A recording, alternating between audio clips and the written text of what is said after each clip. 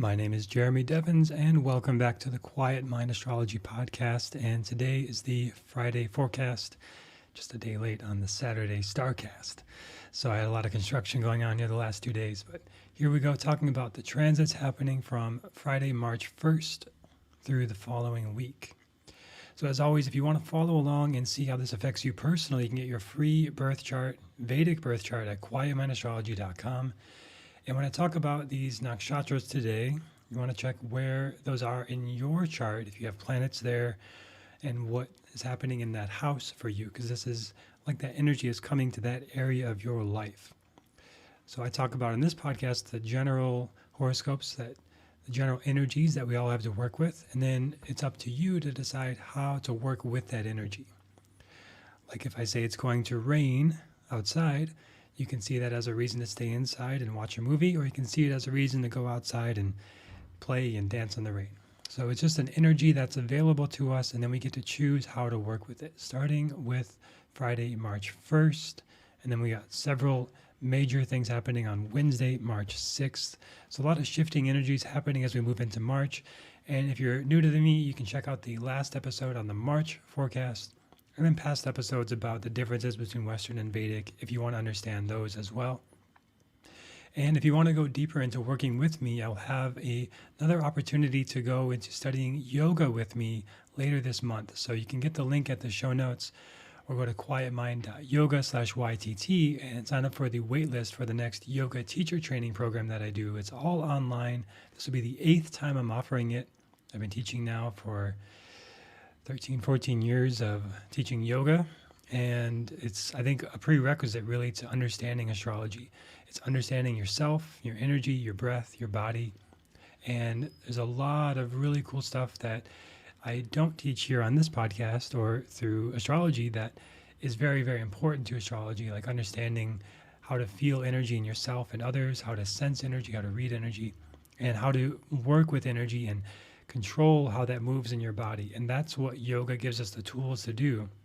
So if you're feeling very high energy, how do you direct that energy without becoming burned out? And if you're very low energy, how do you honor that energy and rest and not feel like you have to keep pushing yourself, or not rest too much where you now are draining your energy? So there's a lot of energetic elements to yoga that aren't talked about a lot from other teachers, but it's a really big part of what I teach and how I teach. So if you're interested in that kind of stuff and working with energy and working with the body, check out this free workshop that's coming up. You can get the waitlist right now for that at quietmind.yoga/YTT. Even if you don't want to be a yoga teacher, I think it's one of the most important life skills that we could ever learn. So talking about the transits now this week, starting with Friday, March 1st, we have Venus moving into Dhanishta for 10 days. If you're watching the video, you can see me moving through the chart, and this is just showing what's happening in the sky throughout the week ahead. So Venus in Dhanishta, moving from Shravana in Capricorn to Dhanishta in Capricorn. So Dhanishta means a star, and we recently, in my year 2 mentorship program for astrology, we went really deep into Dhanishta because we're following the moon cycles as well. So working with Dhanishta energy a lot recently. So with that, we saw how a lot of people who have Dhanishta strong in their chart can have a lot of fame and success. Johnny Depp, Marilyn Monroe, Brad Pitt, a lot of very beautiful people as well, people known for their beauty, Betty Page, and so on, have this Dhanishta nakshatra strong in their chart. And when we experience it through transits, now it's where we can find our star energy, our beauty, our expression, especially with Venus here.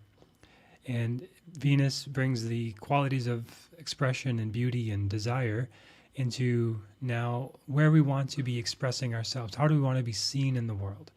And over these next 10 days, we'll have opportunities and life experiences to show us what we really love and what we want to be known and seen for, and how we want to express ourselves. There's a harmonious and balanced energy around relationships at this time.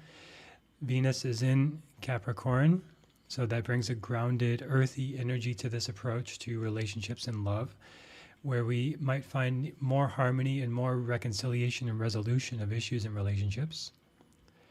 There can be a focus on shared values and mutual understanding, sort of understanding and curious, connected kind of energy where you're working together towards a common goal. And this can be a favorable time for creative and artistic pursuits, really good for any sort of artist or any sort of hobby you have.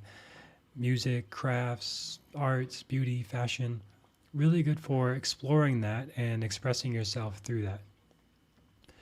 Dan Ishta, Dan can mean an offering, and Ishta can mean to the divine or beloved. So this is a great time to see your work as an offering to the divine or the beloved, to find ways to express yourself and create and share your offerings in that sort of spirit of what is going to be connecting to spirit, to source. There's a potential for being overly detached or reserved emotionally. This can be a little bit of a cold energy sometimes, a little bit calculated, and a little bit too focused on this harmony at the expense of authenticity. So being aware of that, of actually being authentic to yourself and being a little more warmer than maybe is comfortable with this energy, can be a little cold energy sometimes. Now, also on March 1st, Mercury moves into Purva Bhadrapada. For just 6 days, Mercury moves fast, of course. But this is a really good placement overall, where it can be expressive and creative communication style, and you can find new ways to express yourself, more creative energy as well. Mercury, of course, is with the Sun and Saturn here. So Mercury is a very adaptable energy, and it kind of takes on the energy of whatever planets it's with. And the Sun and Saturn together, it's a little bit of a tense connection. Now, depending on how Sun and Saturn are in your chart, you might feel this more or less, and it can be more tense for you. But Mercury here just adds to that energy of a little bit of tension here, a little bit of conflict of what do I want versus what is going to be long-term making the most sense. The Sun is very independent. Saturn is very structured and service-oriented, not so independent.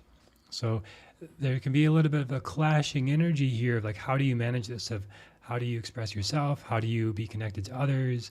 What's being selfish? What's giving too much? What's not getting enough? And this can be a little bit confusing and a little bit overwhelming. But ultimately, it's best to orient towards service. And this is what things like the Bhagavad Gita teach, which is a big spiritual influence for me, and I think a really good spiritual foundation for all this kind of work.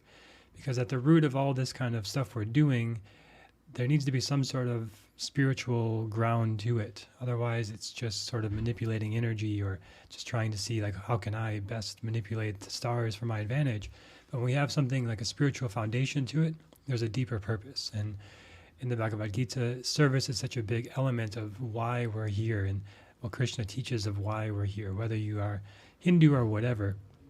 I think it resonates a lot and resonates as true for me, and maybe worth exploring for yourself of with these conflicting energies of what do I need, what do I want, what's in here for me, and to just kind of let that go and just focus on how can I be of service, who can I help, and what do I have that can help others. And I work a lot with people who have great skills like in astrology and yoga, and then sometimes struggle with how to share that with others. So whatever the skill is, and I've worked with people in all sorts of different businesses as well, and if you focus too much on what can I get, what's in it for me, what do I need, it can really take you out of the game essentially of actually just being present, of helping others, of serving others, and then have the opposite effect of what people want, where they're now not spending time giving and helping, so they're not making money because they're not exchanging services for income. And then they end up in this place of struggling financially, struggling spiritually in their purpose in every way because they've focused too much on themselves. Now, I'm a big fan of looking at ourselves and understanding ourselves, and that's a big part of what I do and my work is, but there's a limit to that, right? You only need to do so much of that, and then it's about now serving others. So I think with Mercury and Purva Bhadrapada, it's like taking your creative expression into how can you more creatively serve others? What are some new ideas, some new ways you can share your gifts with others?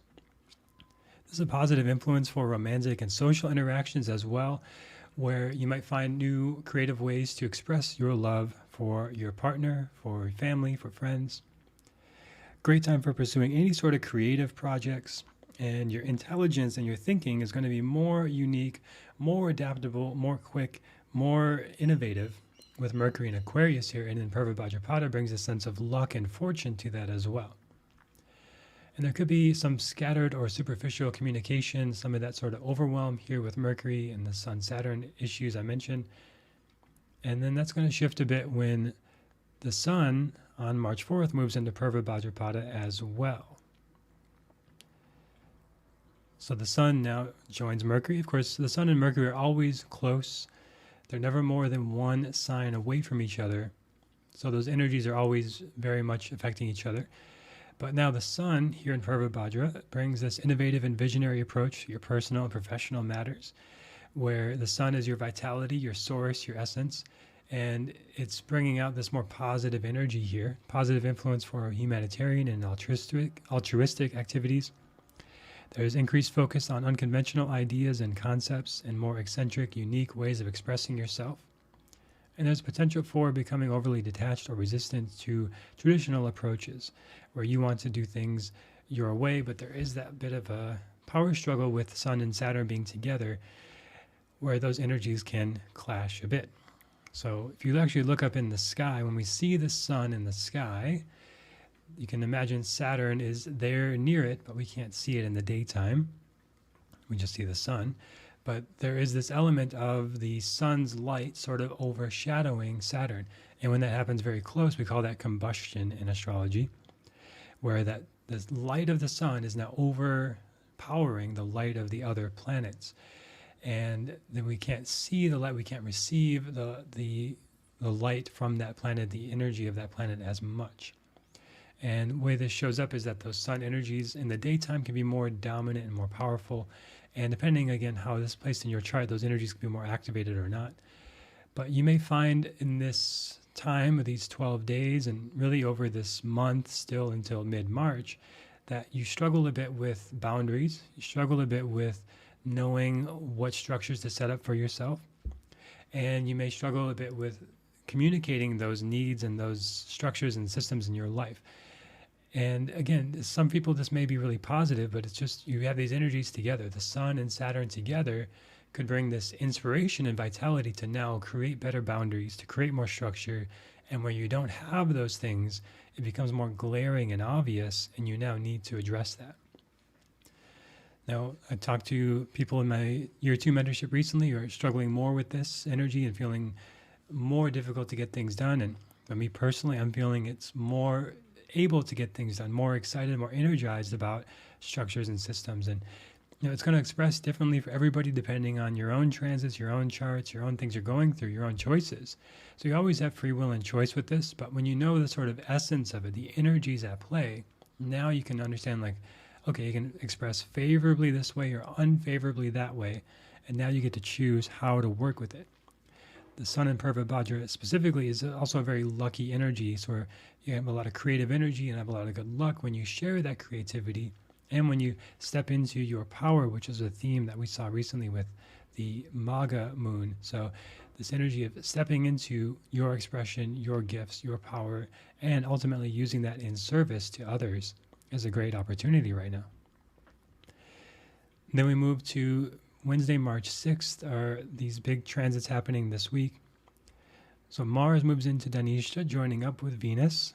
And Mars has been with Venus for a while now, activating this more powerful energy around love and beauty and relationships, around your expression, around what you want. I talked about this on the last episode. I got a lot of really good feedback on this idea of the desire inventory. This is something I've done a lot over the past and highly recommend. It's just literally writing out, I want blank, I want blank, I want blank, until you kind of run out of ideas, and really exercising that muscle of just knowing what you want. And it's, a lot of people don't know what they want. And maybe on the surface level, or maybe there's these external things, but on a deeper level, what we really want, this can be a great time, the 16 days, March 6th, for 16 days with Mars and Venus here together, that not the whole time, but this is activating that energy now on March 6th, where you can take action towards what you want. You can have what you want. You can have a clear plan of action to move towards what you want. And I like to work backwards a lot. I teach this a lot in my work of, okay, well, you want maybe this new house. So if you work backwards from that, what do you need to do before then? Well, you need to know what house you want. You want to know what neighborhood you want to be in. You need to know a budget. You need to know maybe a realtor to work with. So you work backwards from the goal, and the actions now become clear, and the doing becomes a clear path to the having. But before all that, this is also a big thing I teach in general, is just the being of who you are being in the doing, and then eventually the having becomes a byproduct of that. We often think, like, if I have the house, then I'll be happy. If I have the money, then I'll be happy. But it's actually backwards of, if I'm happy, if I'm clear, if I'm centered and grounded, those things will be a natural byproduct, and they will inevitably come in the right time. And I'm not going to try to control that too much or try to need it to be this way for me to be happy, because if you do that, it's just never ending. It's like, once you have the house, well, I have the house, but now if I have this new garage, then I'll be really happy. Or then I have this, then I have that, and then this car and this other thing. It's always this putting the happiness at the effect of something external. So we can actually put our happiness at the effect of something internal, which is a choice, which is our awareness, which is our intention, where we direct our energy. So we always have that choice. And now Mars and Dhanishta now gives us this power to act in that direction of what we want to have, but from this foundation, the spiritual foundation of who you are being. And energetic and determined pursuit of creative and social goals is another positive energy of this, where you have more energy, more determination, more creativity to pursue what you really want to do. There can be assertive action in group settings and collaborations where you're more clear of, okay, we need to do A, B, C, and D. Mars, of course, is exalted in Capricorn, where it's been for a while now, which brings this ability to get a lot of stuff done. But of course, that's an energy of Mars and Capricorn could also express as so many things to do that you can't do anything. You feel overwhelmed. And overwhelm is a very real challenge that I've had a lot in the past. And one of my teachers would say that overwhelm is always a choice. And it's something I've kind of wrestled with for a long time, because sometimes it doesn't feel like a choice to me. But what I found really helpful, and if you're feeling overwhelmed, this is one of the things I found the most helpful, is just set a timer for 5 minutes and say, okay, I've got this task list I want to do. Just do 5 minutes on the first thing and then stop. And that's it. That's all you get to do is 5 minutes. And then you do 5 minutes on the next thing. And I found when I do this, I get a sort of momentum going and I don't want to stop. And I'm like, oh, I want to do 5 more minutes. And then it starts to get this snowball effect where now things are getting done. And before that, it feels like everything is urgent, everything's important, I can't get any of it done. But when you set this sort of timer, now you have a time limit, you have a sort of container, and then you can start and stop. And I've also found that a lot of stuff can get done in just 5 minutes. Like a lot of things that seem kind of big and challenging, you can make a lot of progress. Some things, of course, are going to take hours of time. But if you feel stuck, if you feel overwhelmed, this can really help. And if you feel like there's too much to do, that can be a helpful approach. Another approach may be that you just do nothing. And you've got so much to do, you feel so overwhelmed that you're actually not going to be effective if you try to do anything. So just take a nap, or get a massage, or go to a yoga class, or just take 10 deep breaths. And if you do that, you might notice that your mind is actually racing. And if you just try to focus on your breath for 5 minutes, you find that to be very difficult. And then if you try to bring that sort of rapidly changing mind into any sort of productive, focused work, of course it's going to be very difficult. So the meditation can give you a chance to reset and recenter and redirect your mind to be more focused as a baseline, and then more focused when you do a task. Now, there can be a lot of passion and drive with this Mars and Capricorn. There could be a potential for impatience or conflicts and social interactions where you feel a little more irritable at this time. And then also on March 6th, we have, later in the day, Mercury moves to Pisces. Now, I talked about this on the monthly horoscope, but it's a big one because Mercury is considered debilitated here. Mercury, the planet of intellect, the logic, in the watery, etheric realms of Pisces.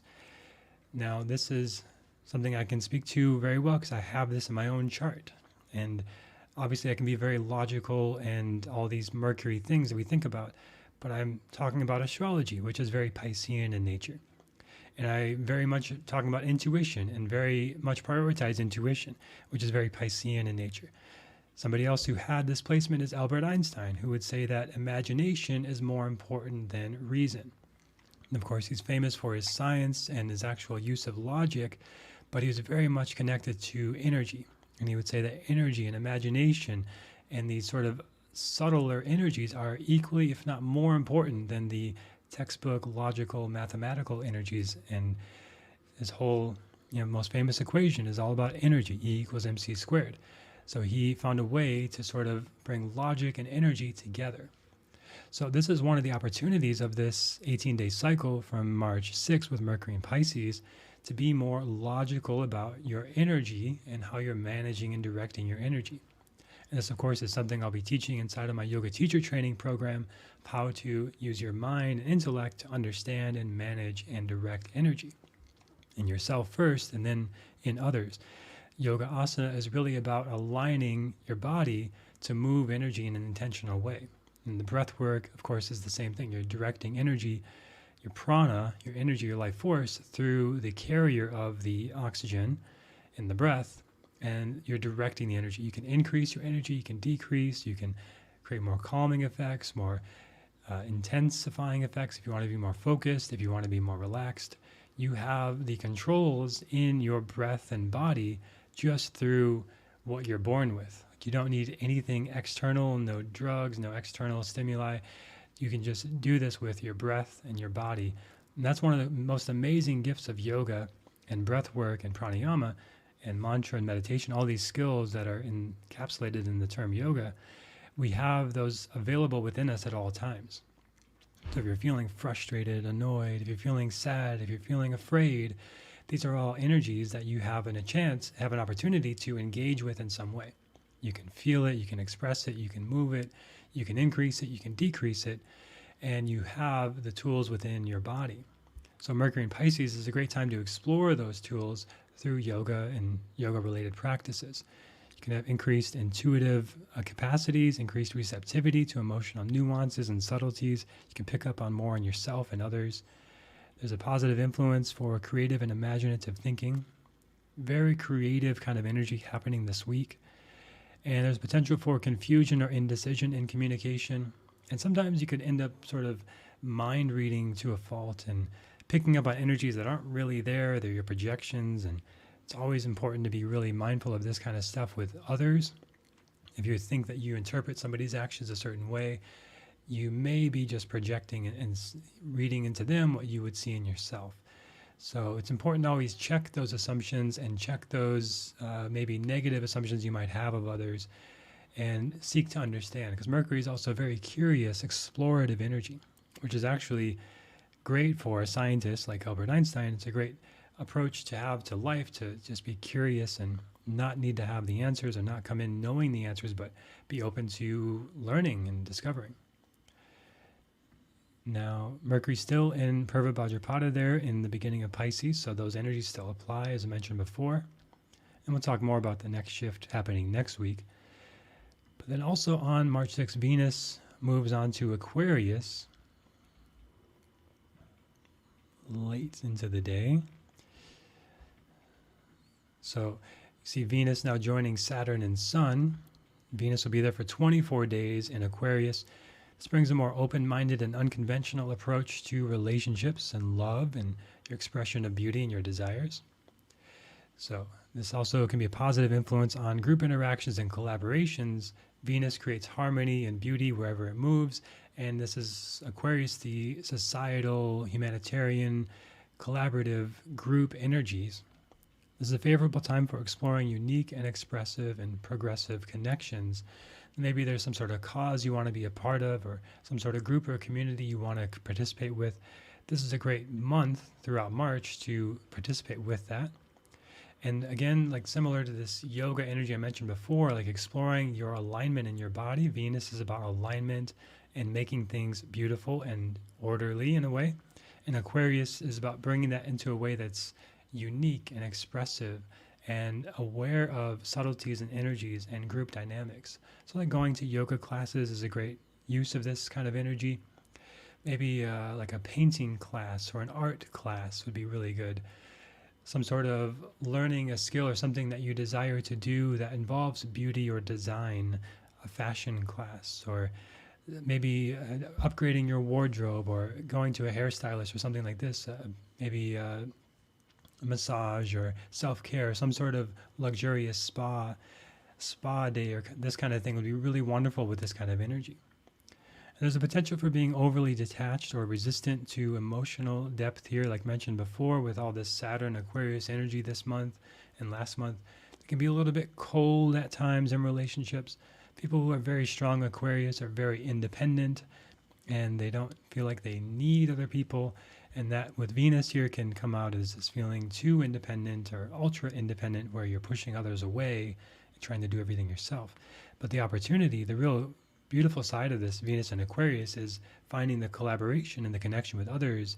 And now how can you work with others to meet your goal and know that 2 + 2 doesn't equal 4, but 2 + 2 can equal 5, because you bring different perspectives, you bring different insights, and you honor your unique expression of perspective and the others, and you find a way to collaborate that may not be how you would do it, but it now becomes this thing that's bigger and better than the sum of its parts. So finding ways to collaborate like this is a really beautiful energy here with Venus and Aquarius. So those are the 6 major transits happening this week and how you can best work with them. So a lot of Dhanishta energy, a lot of Capricorn, Aquarius energy, and the real big shift happening this week is Mercury to Pisces, which brings in more of this imaginative, creative, and dreamy energy as well. With Mercury and Rahu together, you may have some very interesting dreams this month, throughout the month, and especially the first half here. So if you do any sort of dream journaling, you may find some really interesting insights in there and some really fun things to explore with the Mercury and Rahu connection there in Pisces. Pisces representing this etheric dream realm. And of course, if you want to see how this affects you personally, get your free birth chart, see where the planets are for you, look where Aquarius, Capricorn, and Pisces are in your chart. Those houses are now going to be more activated during these transits, and you can go back to my episodes on the houses to better understand what those mean for you. And of course, if you want to go deeper into working with energy with me, check out the quietmind.yoga/YTT website or the link in the show notes, and sign up for the waitlist for the next yoga teacher training program. It's an amazing deep dive into understanding yourself and others through this lens of yoga, breathwork, pranayama, meditation. And of course, if you're enjoying the podcast, share with a friend, leave a review on Apple Podcasts, and I look forward to sharing more with you next time on the Quiet Mind Astrology Podcast.